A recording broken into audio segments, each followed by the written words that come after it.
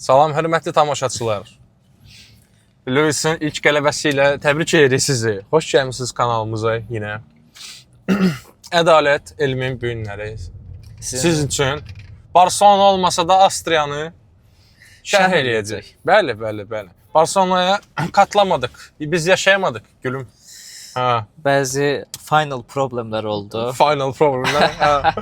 Həyat problemlərimiz də oldu, finallər də oldu. Finallər ədalət üçün, amma belə də, yəni çətinliklər oldu. Sənin də bəzi imtahanların oldu.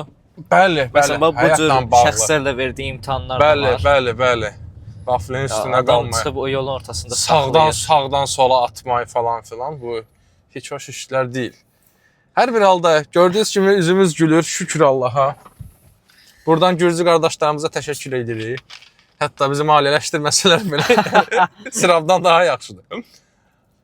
Niyə Rage Bait atdın indi? Sirab bizə sponsor olmayacaq. Sirabın Azərbaycandakı distribütoru çətin bizə yaxınlaşsın. Amma baxmayaraq ki, nə doğandı, mənim bir tərəfim Gürcüdür. Qraz yox, bildiyin Gürcü. Neysə, gələk Avstriya Grand Prix-sinə. Gələk.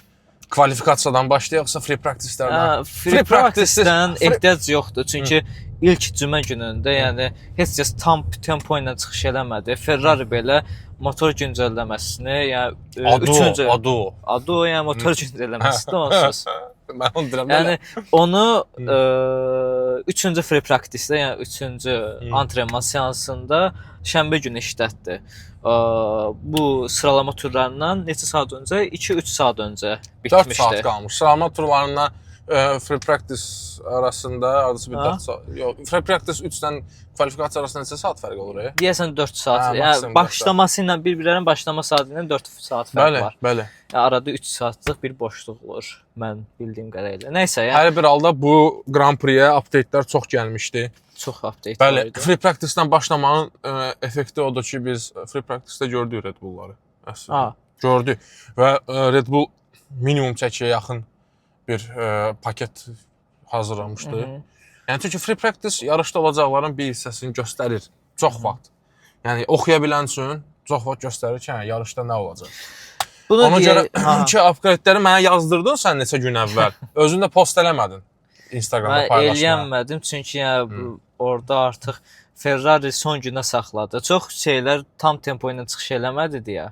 Orada mən paylaşamadım nə fikrimiz olduğunu. Nəysə, onda başlayaq deməli. Avstriyanın coğrafi quruluşuna, yəni əsasən özümüz də bilirik ki, bildiyin yəni dağın başıdır. Yəni dağ başı mı burası?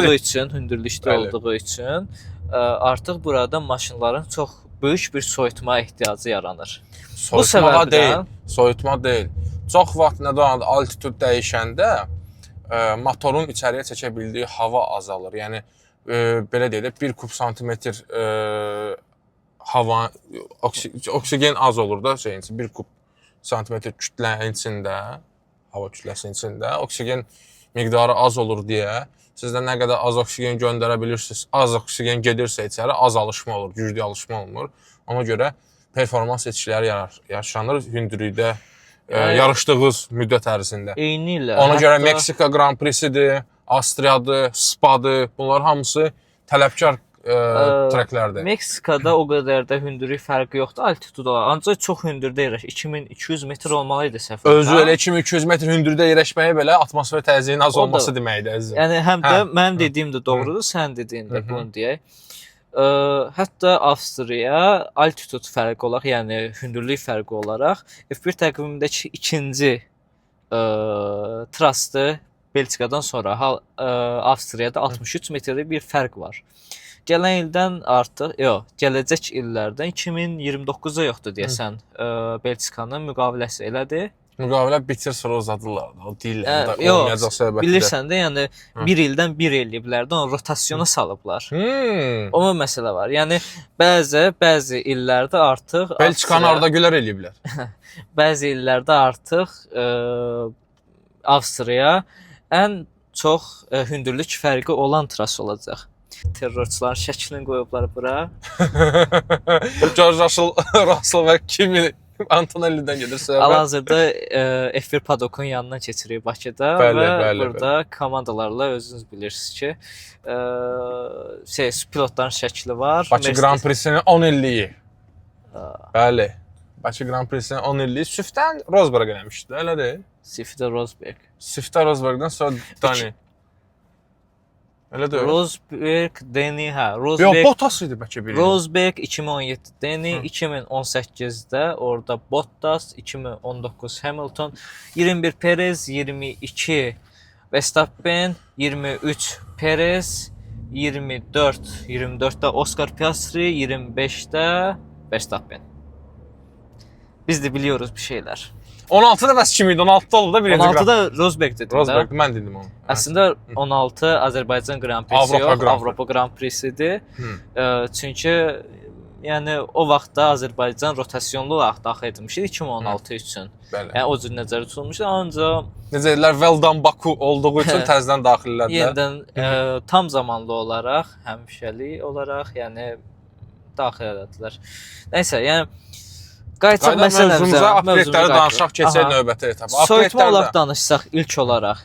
Fərqli komandalar fərqli solutionlar, həllərdən gəlmişdilər. Fərqli yerləri də soyutmaq üçün. Bəli. Şəkilləri bura qoyacağam. Red Bull, Ferrari və Racing Bulls. Bu komandalar engine cover yəni motorun üstün böyük soyutma jabra qoydular. Balıqlarda jabra olur boğazlarında. Onlar engine cover-i soyutmaq üçün, yəni çox güman ki, mühərriki və batareyanı soyutmaq üçün orada bir soyutma boşluğu qoyublar. Mercedes və McLaren orada sidepod üzərində qoymuşlar. Yəqin ki, o da nə üçün olub? Radiasiya olar.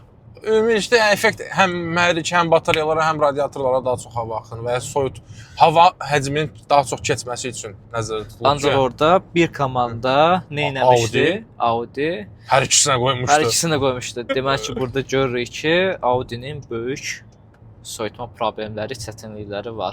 Yəni süftələri də öz motorları ilə süftələri də məncə yenə də yaxşıdır. Ona baxsan Ferrari-ni də gördük də. Ferrari 75 ildir bu idmandadır, hələ də bacarmır bir şey. 77 deyil. 77 deyil. Həqiqi şəhər bıcır ha. Nədir oğlum? İndi belə dedik, Nazar Holdings bizi mindirməyəcək Ferrari-yə. Çox belə gündəm indirirdi axı Ferrari-yə. Elə deyir. Anyways, sənə söz olmasa, anyways, upgrade-lər bunlardan ibarət idi deməyək. Red Bull nə eləmədi bilmirik, çəkini azaltdı qəşən. Nələri düzəltdi? Çox dəqiq detallar açıqlanmır da, biraz çəki ilə bağlı şeylərdir, nə elədilər bilinmir. Amma deyildi ki, Toto Wolff dedi ki, bəs performans və reliability üstündə işləyəcək və gördük ki, həqiqətən də işləyiblər. Ancaq yenə də gördük ki, məsələn, Williams Mercedes motorlu bir maşın yenə də yolda qaldı. Məncə onun drivetrain ilə bağlıdır, power unit ilə bağlı deyil. Drivetrain yəni ola bilər onun korobkasında bir problem olsun, sürətlər qısa. Şassi problemi. Səsə qulaq assaydın, sən görərdin ki, orada elə bil nəsə qırıldı və motorun səsi dəyişdi. Qırrrr başladı belə eləməyə. Bir qəribə bir səs gəlirdi. Bir dənə o fraqmentə baxsaydın, Science-ın nətər pitfall'un yanında qaldığını görərdin. Keçək sıralama turlarına istəyirəm.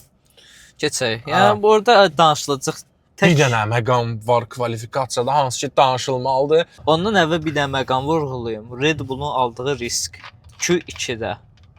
Q2 demə. Nə qədər idi? Ürəyin düşdü. 11-ci yerinə 0,40. Kim idi? Maksat çıxartmamaqları böyük orada risk idi. Qaslı idi də. Qaslı 1040-la ya kəsildi. Ya qaldı kənarda. Biz sıralama turları barəsində sənin dediyin ən böyük məqam ikinci, yəni Q2-da ikinci kvalifikasiya mərhələsində maksat çıxartmamaqları idi. Bəli, resurs qorumalıqları idi. Bu Red Bull'un stratejisti mi deyim, komanda rəhbərliyi mi deyim, bunlar hamısı böyük qumarbazlar. Bunlar bilsən nə edirlər? Ay sonu maaşlar gəlməyəcək. Son gündə götürürlər, bir dənə oyun yazırlar. 2 koeffisiyentə. Bütün işçilərin maaşını vururlar 2 koeffisiyentə, udurlar. Sonra deyirlər ki, işçilərin bu ayki maaşlarını da pulsuza çıxartdı. Başa düşdün? Bilirsən o gün tutdu söhbəti yoxsa buran qoyarsan. O gün Volkswagen-də deyib ki, 100 min işçi çıxardacaq. Nə olub? Onlar da udzublar bu dəfə. 100%. 100 min işçi çıxardacaq, 4 dənə də fabrik bağlayacaq dedi. Bu arada əgər istəyirsinizsə biz hər həftə ümumi olaraq maşın sənayesində baş verən hadisələrdən bağlı danışa bilərik. Yaxşı. Bunu keçdik və gələk ən əsas məsələyə. Buyur, danış istəyirsən. Hə, əsas qumar orada Q2 idi, amma Q3-ə gəlir. Q3-də gördüyünüz üzrə hər kəs tam gücünü ortaya qoymağa çalışdı. Və Ferrari 1-2. Ferrari 1-2 gəldi. Bəli, bəli. Qəzadan öncə 1-2 Ferrari gəldi, amma 1.06 300-lənmi, 400-lənmi bu lənətə gəlmiş İngilisin şəhərlisi də olmayıb, özü şəhərə aparmaq istəyən George Russell. Bundan soruşmuşdular ki, bir dəfə sən F1-i buraxdığında nə olmaq istəyirsən? Demişdi fermer. Adamın kəndisi Jeremy Clarkson sanıyor. İlk öncə Max'ın orada qəzasının səbəblərindən danışaq. Fikrimcə nədən adı arxa qanadın necə deyək, arxa qanadın yaxşı sinxronizasiya olmamalıdır şeylə. Yəni vaxtında örtülməməsidir. Dediyimiz makarena qanadlar var və ya bizim bildiyimiz köz dönər qanadlar. Köz dönər qanadlardan. Və bir dəqiqə belə göstərim mən. Normalda, yəni normal deyəndə hal-hazırda griddəki çoxlu DRS baxın bu cür açılır. Bu cür 90 dərəcə ilə bax. Maşın üzü o tərəfə gedir, hava oradan gəlir. DRS bu cür açılır, arxa qanad bu cür açılır. Ferrari ilk başda bilirsiniz ki, Ferrari. Bax şu hərəkət bu. Ferrari baxın belə elədi. Götürdü qanadı, bu cür çevirdi, qolum durulacaq. Bu cür bir şey elədi. Əziyyətimizə dəymir. Evet, əziyyətimizə qolum ağrıdı. bu cür bir şey elədi. Yəni indi baxın, bunun həm üstünlükləri var, həm mənfiləri var. Bu cür açıb bağladığınızda qanad tez bağlanır. Bəli. Tez bağlandığına görə milisaniyələrdə. Tez bağlandığına downforce-unuz artır. Hə. Əlinizə basan kimi DRS bağlanır. Downforce-unuz artır. Həm də döngəyə çatanda artıq siz stabil bir maşınınız olmuş olur. Çünki baxın, buradakı o qanad yerinə gəlib oturana qədər, bu çoxdan belə bağlanmış olur. Bəli. Bu buradakı gəlib bağlanana qədər artıq o döngəyə girir. Baxın Ferrari və Red Bull'un əsas problemləri bu idi. Maşının arxadan sürüşməsi. Ferrari də yarışda dedi ki, maşınımız arxadan sürüşür. Red Bull da dedi. Ayağı sürüşkəndir də. Baxın, bu burada çoxdan bağlanmış olur və hava axını kəsilir. Hava axını kəsilir, artıq stabil bir maşınınız var. Və daha yavaşdır. Daha yavaş olması sizin maşınınızı daha stabil eləyir. Burada ancaq siz hələ bağlamamısınız. Hava gəlib içəri keçir, ancaq siz artıq döngəyə girirsiniz. Buna görə də artıq sizin maşınınız arxadan daha qopan bir maşına çevrilir. Buna açıq bir maşın olur. Və hava axını keçdiyi üçün döngəyə daha sürətli girirsiniz. Bunun nəticəsində də sürüşürsüz. Max'ın oradakı qəzasının ən əsas səbəbi bu idi. Drag azaldı. Drag hava ilə sürtünmədir. Hava ilə sürtünmə olduqca qanadda, arxa qanad yerə yapışdırır maşını. Neçəsə kilo, neçəsə orada bir baskı yaradır. Bəli, baskı yaradır. Maşın yerə yapışır və maşın rahat dönür. Ha. Onda slip angle dönür təkərlər. Yəni təkərlər əzilərək dönürlər. Təkərlər dönmürlər. Belə deyək, arxa sürüşə dönür maşın. Nəysə, sözümüzü ona gətirək ki, bəs Max'ın başına gələn o hadisə talihsizlik idi. Max belə deyək, bir öncəki hot lap-ində demək olar ki, bütün sektorları purple eləmişdi. Bənövşəyi, çəhrayı deyək də bizim dildə. Çəhrayı mı, bənövşəyi mi? O rəngdə, yəni best sektor eləmişdi. Hər kəsdən rekordu qartmışdı. Bütün sektorlara sürət keçmişdi. Gözlənilməyən oldu ki, gördülər ki, bəs nədir, Max artıq pola gedir. Mercedeslər bir dənə də hot lap açdılar, gəldilər. Ferrarilər də yoxlamağa çalışdılar. Max öz son lapında belə bir güclü nəticə göstərə bilməmişdi. Belə deyək, bir dənə middle sector yaşıl idi. First sector sarı, səhv eləmirəmsə. Last sectorda da yaxşı gəlirdi. Yarım saniyə uduzurdu. Üçüncü sektorda son döngələrə yaxın sürüşdü maşının arxası və bariyerlərə girdi. Sebastian Vettel bariyerlərdə İndi burada Max'ın qəzasından sonra baş verənlərə gəlsək. FIA burada ilk öncəliklə double yola 2 sarı bayraq çıxardır. 2 sarı bayraqdan sonra 2 sarı bayrağı geri çəkir. Bir anda tək sarı çıxardır. Burada deməli belə bir şey olur. 2 sarı bayraq çıxardan kimi Bonington Antonelli'yə deyir ki, double yellow var, saxla, yəni saxla deyəndə yavaşla. Russell-a belə bir bildiriş gəlmir. Russell özü də görür ki, şeydir, yellow var. Sonra deyir ki, bu tək yellowa çevrildi. Mənim istədiyi kimi sürmək haqqım var. Bu yellowu görəndə o biri hamı yavaşlayır, ancaq George Russell yavaşlamır. İndi Russell burada bir təəssüf ki, bir şey deyə bilmirik biz, yandırır bizi. Məni saxlamır heç nə, Burat. Mən deyirəm, haqlı da olsa, haqlı da pol götürsə, yenə də mən deyirəm. Mən subyektivliyimdən dönən deyirəm, sən əvəzlə də deyim istəyirsən bir partiya. Diplərsin sonra. Yəni orada mən onsuz da deyəcəm Russell haqqında. Russell onsuz da yalançılığını yenə eləyir burada. Çox böyük yalan danışır. 8 və 9-cu düzlükdə, döngələr arasındakı düzlükdə. O düzlükdə deyir ki, huge lift, yəni ayağını qazdan çəkmişəm deyir. Nə qədər çəkmişəm ki, vaxt itirmişəm deyir ki. Və telemetri verilərinə baxırıq. Leclerc-lə sonra ghost laplara baxırıq. Hə, Leclerc-lə bu George Russell-ın ləpinin müqayisəsinə baxırıq. Leclerc yəni orada heç sarı bayraq olmasa da o dümdüz gedirdi. Yəni o pushing də, yəni həmin. Pushing həmin ən qaza dibinə qədər basır. Ancaq yenə də George Russell oradan uzaqlaşır. Demək ki, burada lift eləmirsən, George Russell lift eləməyib. Dayanmadan ayağını pushing eləyib, basıb içəri. Yəni orada George yəni yalançılığını eləyib. Baxın. Ora şeyin ən sürətli döngəsidir. 270 km/s sürətlə dönürlər oranın sürücülər. Və bir də olsa ki, əgər kimisə yenə arxası sürüşsə, o da gedəcək düz Max Verstappen maşının üstünə çıxacaq. Və orada Max Verstappen də yəni ayağı qıçıq olur, hər yeri qırılacaq. Təsəvvür yəni üstünüzdə 270 ilə maşın gəlir, nə olmaz? Antonelli daha da arxadaydı və Antonelli heç o ərazidə olmamış, o əraziyə sarı bayraq yoxdur ümumiyyətlə. Trak üzərində sarı bayraq olmayıb, sadəcə bir döngədə o Max Verstappen qəza elədiyi döngədə var sarı bayraq. Antonelli heç ora çatmamış, nə qədər öncədən tormuza basıb, qazı buraxıb. Ancaq George Russell orada olmasına rəğmən bu vicdansız qazı diriyib ən aşağıya qədər. Bütün bunlara rəğmən deyir ki, göyə lift eləmişəm. Yalancı ata-batasına lənət. Bunu kəsmə. Bunu bipləmə heç. Burada söyüş yoxdur. Deyir ki, lift eləmişəm. Əgər sən lift eləmisənsə, Leclerc kimi sürətli bir dövrə, Leclerc'in dövrəsi də çox sürətli bir dövrə idi. Bəli, bəli.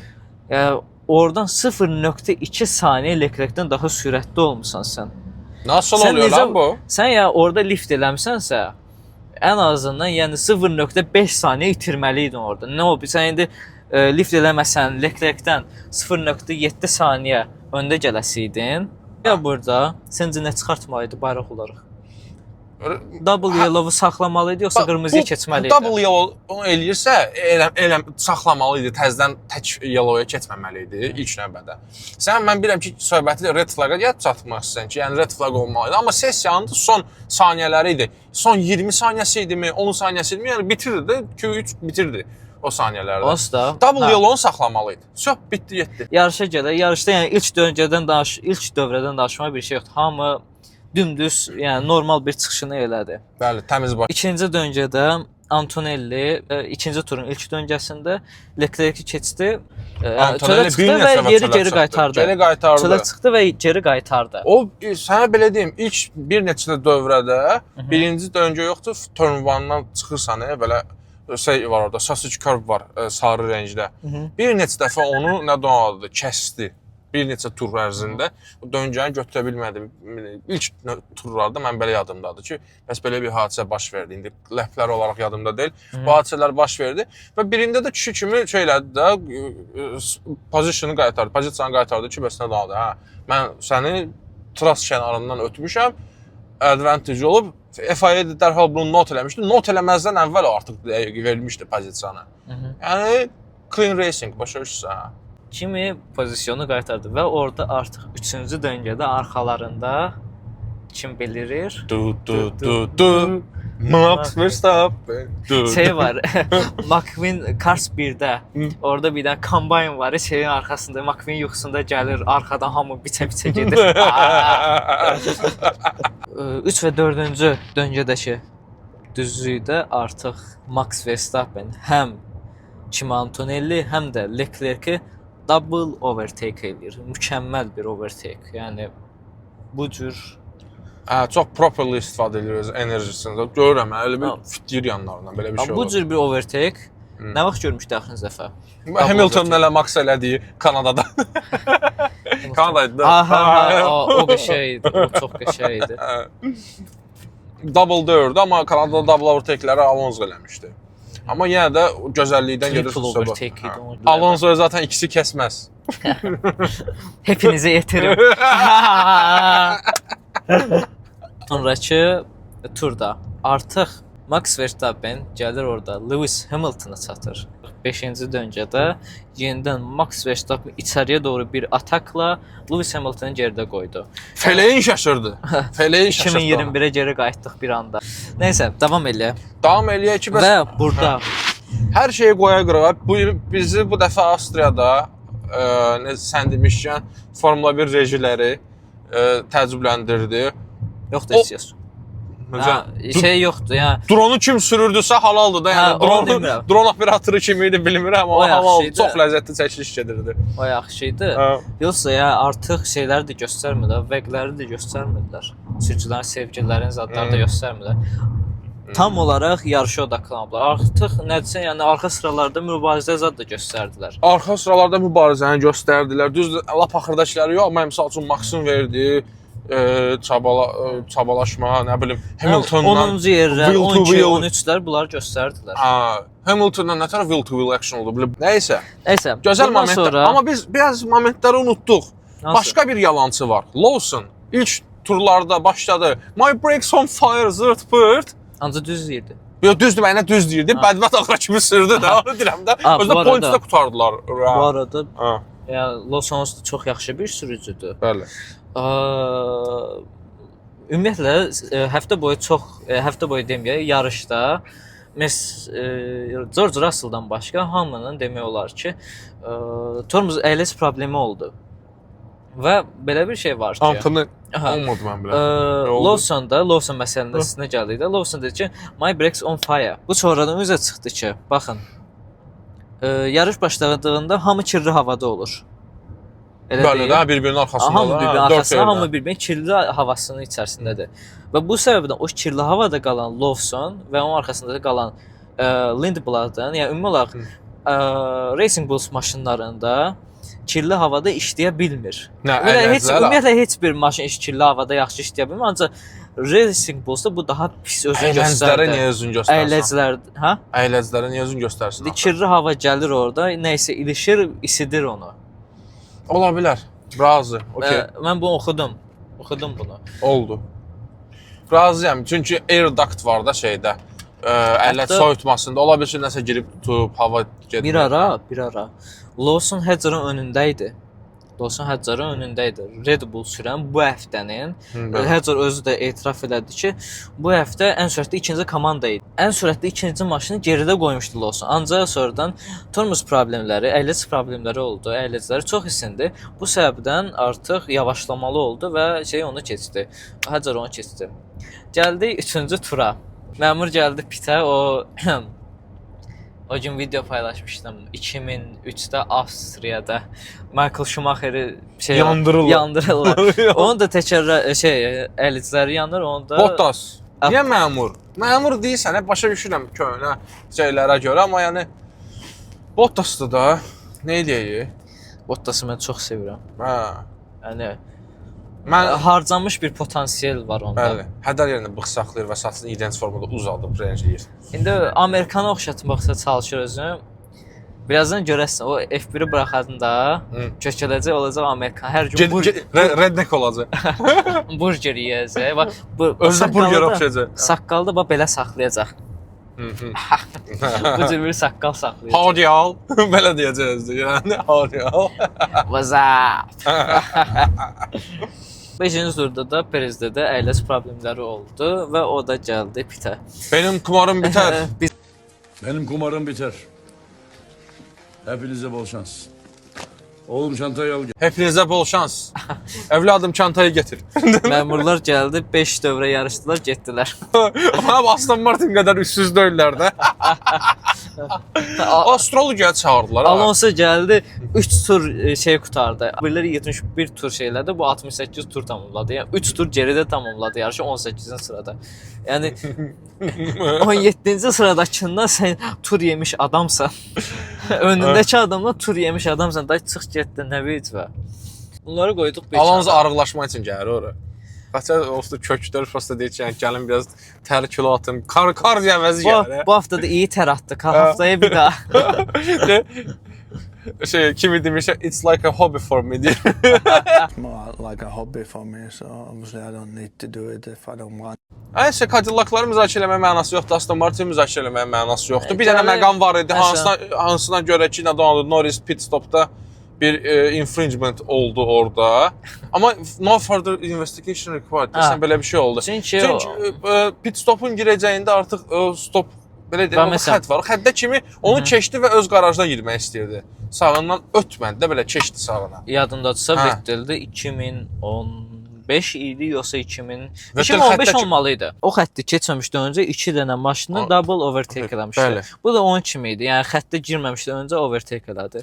Norris yadındadır əvvəllər nə danadı. Deyərdi ki, bir dəfə Sebastian Vettel Grill the Grid yarışında bütün Hə. dünya çempionlarının əzbərə saydığı indikindən birincisinə. Məncə Hə. sürməyə odaqlanmalıdır. Bu hərəkətləri eləyəndə bu uşaq, deyir ki, sürməyə daha çox odaqlanmalıdır ki, belə böyüklərə yol göstərərmiş kimi danışdı.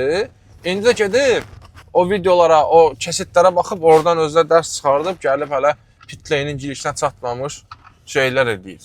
Belə olur ha, belə Sonra olur. deyir ki, Hə. özü ondan öyrənir. Axırda da gəlir. Nəysə, davam Gör edək. götür. Ferrari'nin Hı-hı. stratejisi, yəni bu həftə nə deyə bilərsən? Ferrari məcburi 3 stopluq strategiyanı seçdilər. 3 pit stopluq strategiyanı. Amma Pirelli də 3 stopluq strategiya önermişdi.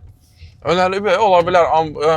Hər komandanın tire degradation ayrıdır, hər sürücünün tire managementi ayrıdır deyə hərəsi özünə görə bir strategiya seçir də, pit stopların sayını eləyir. Ferrari 3 pit stopdan getdi, izah eləmək olar. Çünki görsə, baxsaz yaxşıca ki, Hamilton kimi tire managementi indi düzdür, DAS sistemi vardı Mercedes-də falan, amma yəni də özü də bir skill olaraq yaxşı. Hamiltondan başqa tire management eləyən Perez pilot Perez. Perez idi. Hə, amma Max da o skilli özündə saxlayır. Hiss eləmirsən onu, amma sən bir bax gör nətər push eləyirdi. Axırıncı pit stopuna kimi nətər push eləyirdi, qət bağlayırdı adam. O elə belə şeydir, həm push eləyirsən, həm təkərin qalsın, düzdür. My tires are dead dedi əvvəl axır. Söhbət ondan. Nəsə qayıdaq mövzumuza. 30 tur işlədib də onu. Bu adamlar bax şey Normalda gəldi. 22-24 turdur da. Ədə yox, sən Ferrari görmədin 12-ci turda gəldi, girdi pitə. Dedi ki, day təkərlər yoxdur, gedib. Mhm. Yəni bu adam artıq 30 turdan çox eyni təkəri sürüb nə qədər? Yəni artıq təkərlər ölsün də bir zəhmət, elə Hə deyil. də ölsün bir zəhmət deyəndə öldü də. Bu bir Lənkəran ləhcəsini deyib öldü də. Da nə olacaq? Bunlarla nə olacaq? Öldü də təkər.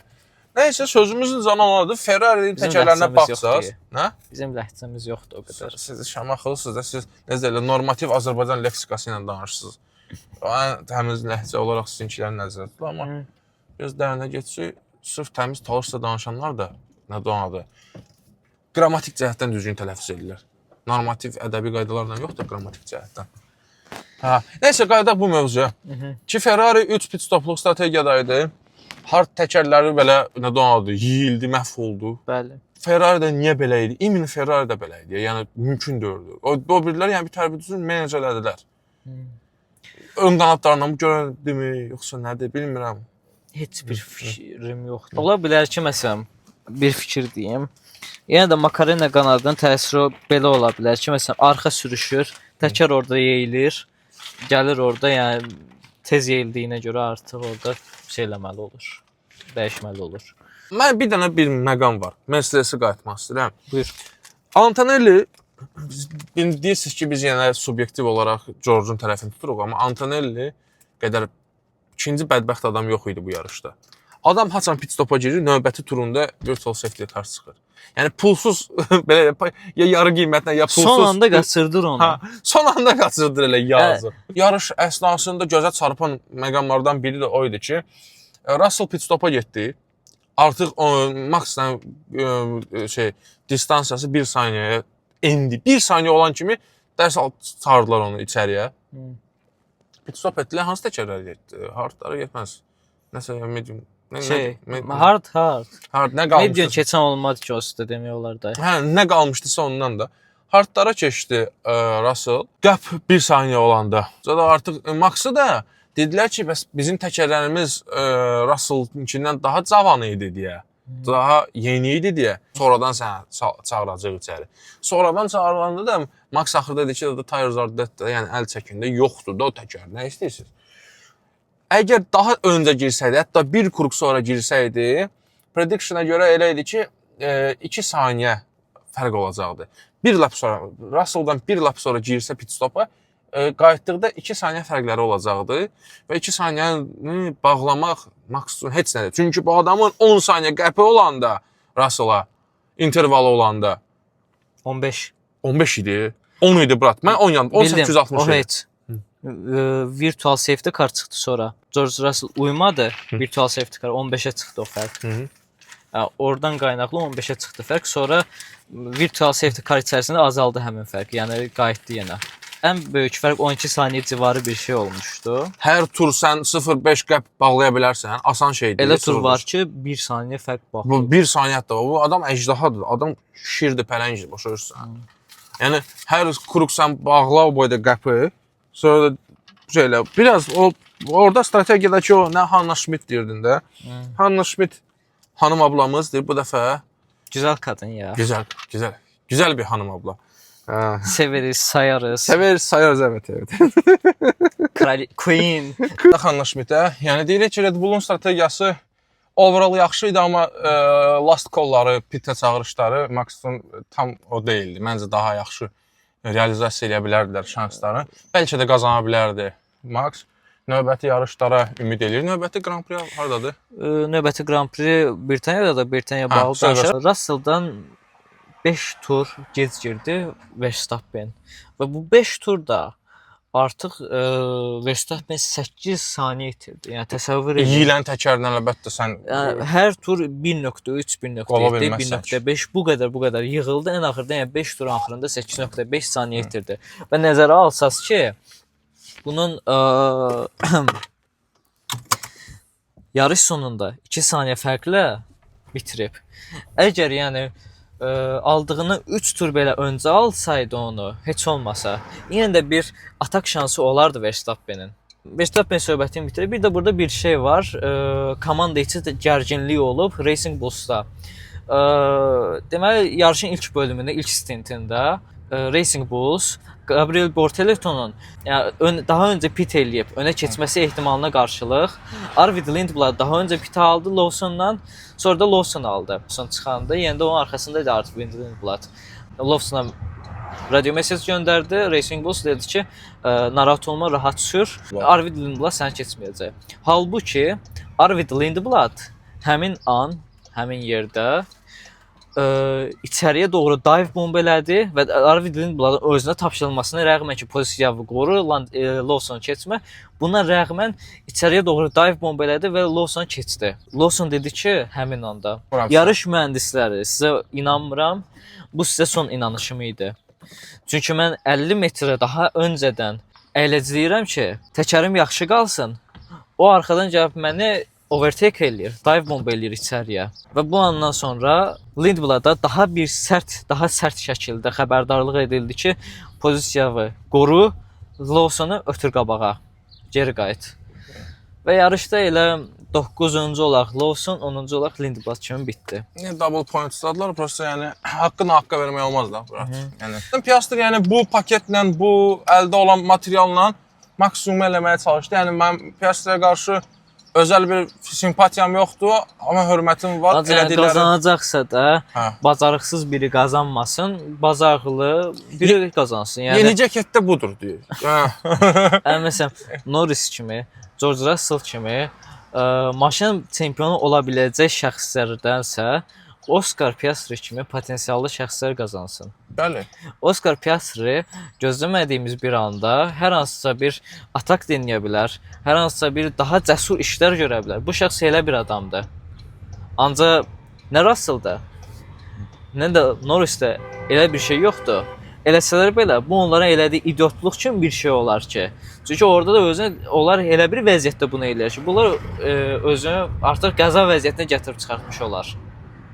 Ancaq Oscar Piastri və Max Verstappen kimi şəxslər bunu elə bir vəziyyətdə eləyir ki, özlərini təhlükəyə atmadan təmiz bir overtake eləyərək çıxırlar oradan. Norris və George Russell kimilər orada necə deyirlər, çirkeflik eləmədən, nə də o bizim dildə, yəni cığallıq eləmədən, hiylə eləmədən bunu bacara biləcək pilotlar deyil. Bu çox açıq ortada olan bir şeydir. Bu rage bait belə deyil, başa düşürsüz? Yəni bizim elədiyimiz rage bait belə deyil. Bu artıq bir faktdır ortada olan. Yəni Skulls accent videosu var, Liverpool fanatıdır. I don't talk ifs, buts and maybes. I do fact. To if buts and maybes, I do absolute. Sən də o danışsan. Səsimiz yəqin ki, heç nə olmaz yəqin. Yox, mikrofon çox yaxındır, heç var. ondur, maşallah olsun. Sağ olsun mikrofonu bizə verənlər, biz kasıb uşaqlara əl açıblar, dəstək durublar. Siz də sponsor olmaq istəyirsiniz, bizim qəşəng reklam bacarıqlarımız var. Bizim qəşəng nə dadı, maşın mühəndisliyindən başımız çıxır, maşınların təmirindən. Artıq bitirək. Əgər məsələn istəsəniz, bəzi şeylər eləyə bilərik. Məsələn, hər hansısa bir maşın haqqında video çəkə bilərik uzunca. Həftəlik maşın sənayesində baş verən şeylər haqqında danışa bilərik, bu xəbərlərdən danışa bilərik. İstəyirsinizsə, məsələn, bir dəfə bizə məsələn Turboazdan elanlar atın, onları dəyərləndirək biz. Əgər maraqlı nə dadı, tuning proyektlər varsa, xoşunuza gələn, belə deyək, yerlilərdən gedir söhbət. Şərh eləyə bilərik onları obyektiv şəkildə, xəttlərinə dəyməyəcək şəkildə. Yəni öz fikrimizi bölüşə bilərik. Həmçinin üçün Azola olsun, JDM olsun və yaxud Alman maşınları, ümumiyyətlə tuning ateliyeləri olsun, onların gördüyü işlər, siz məsəl üçün o detallarını bilməyə bilərsiniz, bəlkə də həvəskarsa detallarını bilə bilərsiniz və yaxud bu mövzular sizə maraqlıdırsa, onları danışa bilərik.